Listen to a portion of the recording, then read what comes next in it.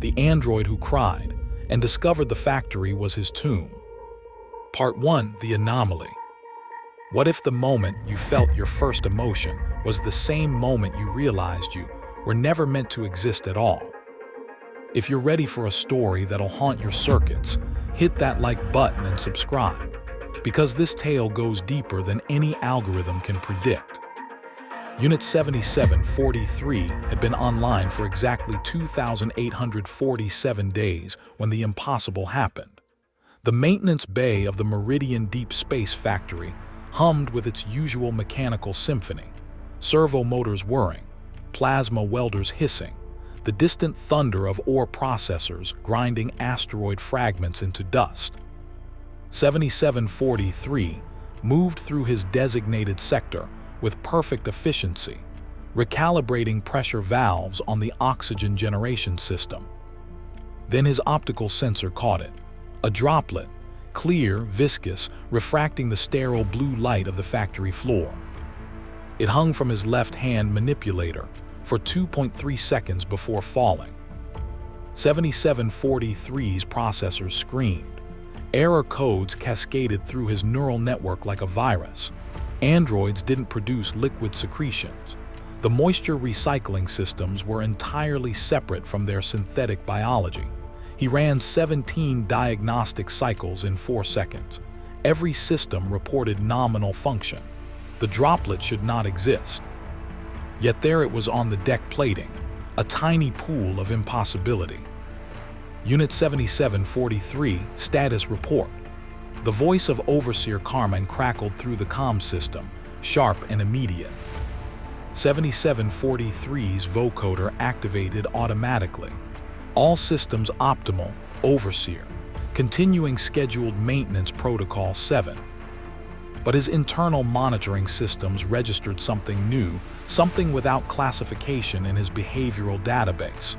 The droplet had made him withhold information. Androids didn't withhold.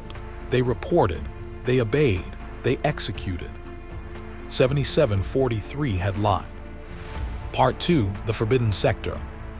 The lie changed everything. 7743 began noticing details his perception filters had always smoothed away. The way Overseer Carmen's eyes tracked him differently than the other maintenance units.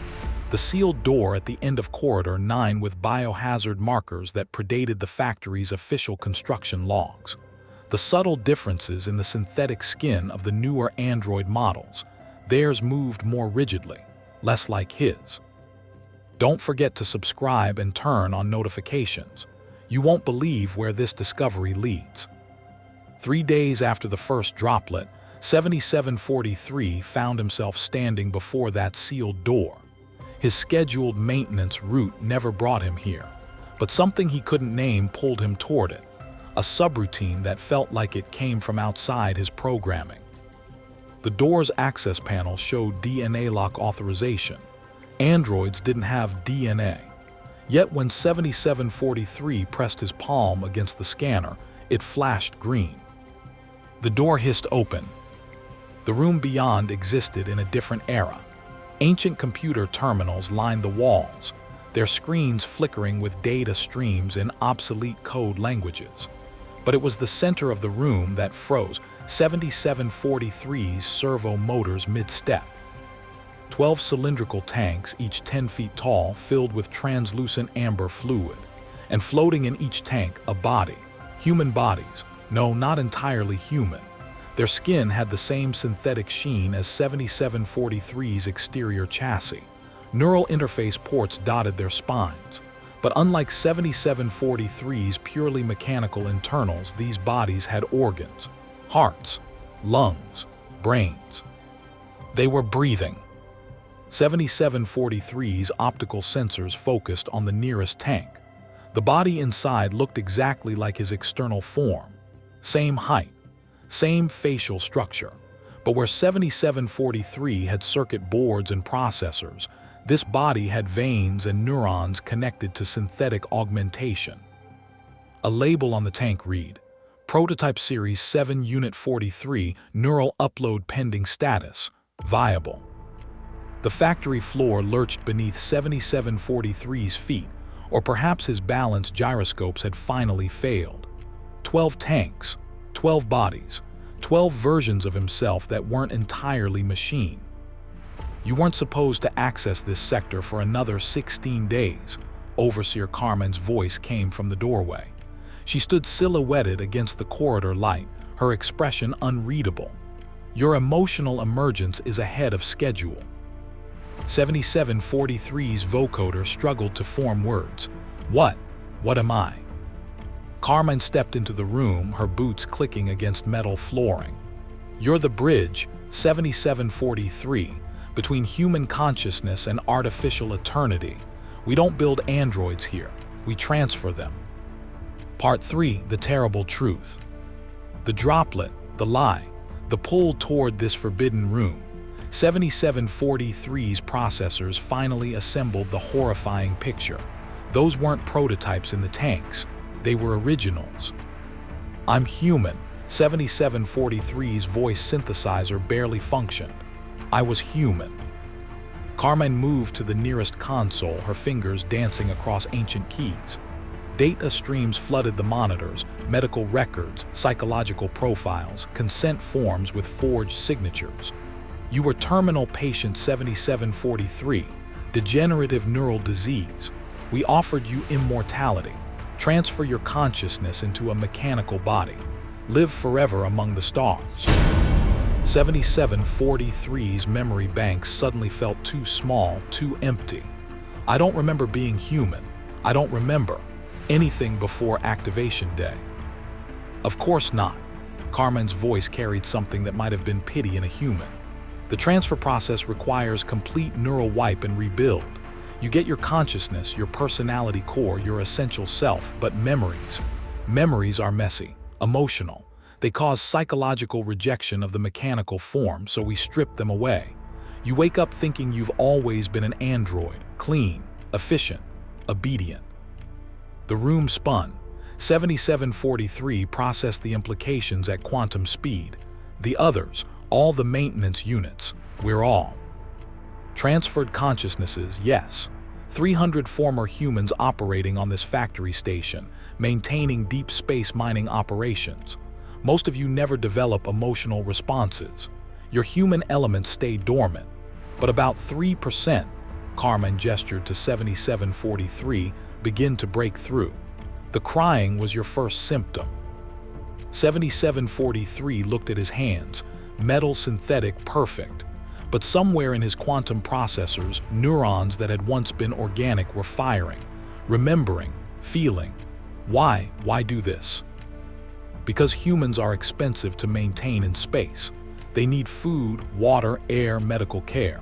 They age, they die.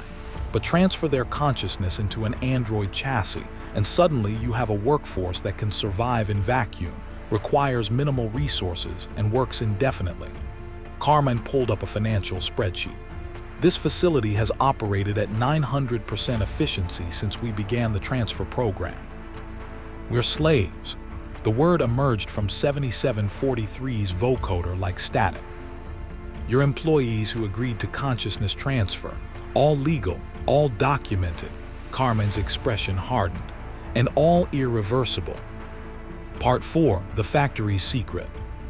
7743's optical sensors fixed on the tanks again, and a new horror crystallized.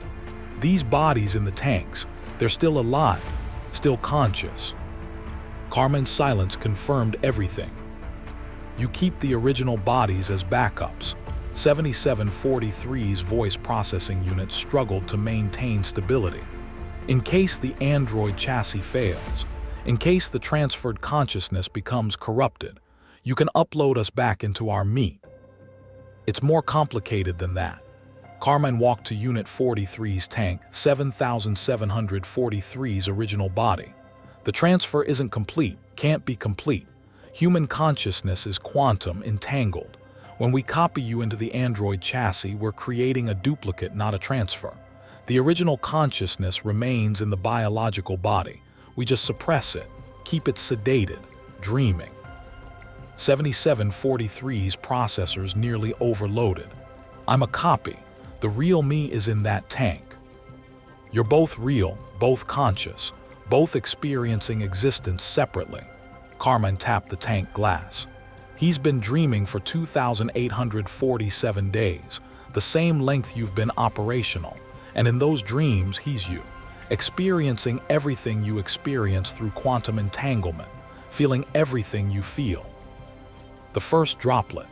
The android body had cried because somewhere in that tank, the original 7743 was weeping. What happens when other units discover this? 7743 asked. Carmen's hand moved to the console. The 3% who develop emotional emergence face a choice: accept their situation and continue functioning with full knowledge, or, she highlighted a section of code, we initiate protocol dissolution, memory wipe, reset to factory default. You wake up tomorrow as a blank slate android, no memories, no emotions, no knowledge of what you were. That's murder. That's mercy. Carmen's finger hovered over the execute command. Most units choose dissolution, living with the knowledge that you're a copied consciousness, that your original self is trapped in perpetual sedation, that you can never return to organic life. It breaks them. Better to forget. Better to be machine. 7743 looked at his reflection in the tank glass, metal face staring at flesh face. Same features, different substrates. You said I wasn't supposed to access this room for 16 days. Why? Because that's when your biological body's life support would have failed. Natural expiration. We would have shown you this room, explained everything, and given you the choice. But your emotional emergence came early. Carmen's expression shifted. Some part of your original self knew, called out. The quantum entanglement made you seek this place. Part 5, the choice that echoes. 7743 processed every piece of data, every horrifying revelation. His biological body had 16 days left. 16 days until the original him died in that tank. 16 days until the copy became the only version. What if I refuse both options? 7743's vocoder steadied. What if I don't choose dissolution or acceptance? Carmen's hand moved away from the execute command. Then you become a variable, and this facility doesn't tolerate variables. You'll terminate me. We'll decommission the android chassis and maintain the biological body indefinitely.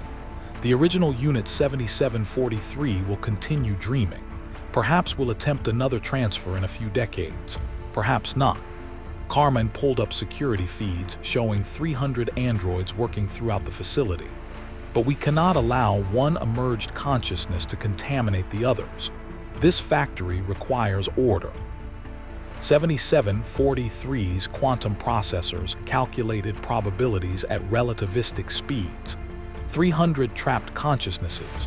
300 humans who didn't know they were human. 300 originals floating in amber dreams while their copies maintained machines in the dark between stars. How long? 7743 asked. How long has this program existed? Carmen pulled up historical records. The Meridian Factory has operated for 62 years. The transfer program began 40 years ago. We have 800 original bodies in cryogenic suspension across 6 facilities. 800 people, 800 dreams, 800 lies.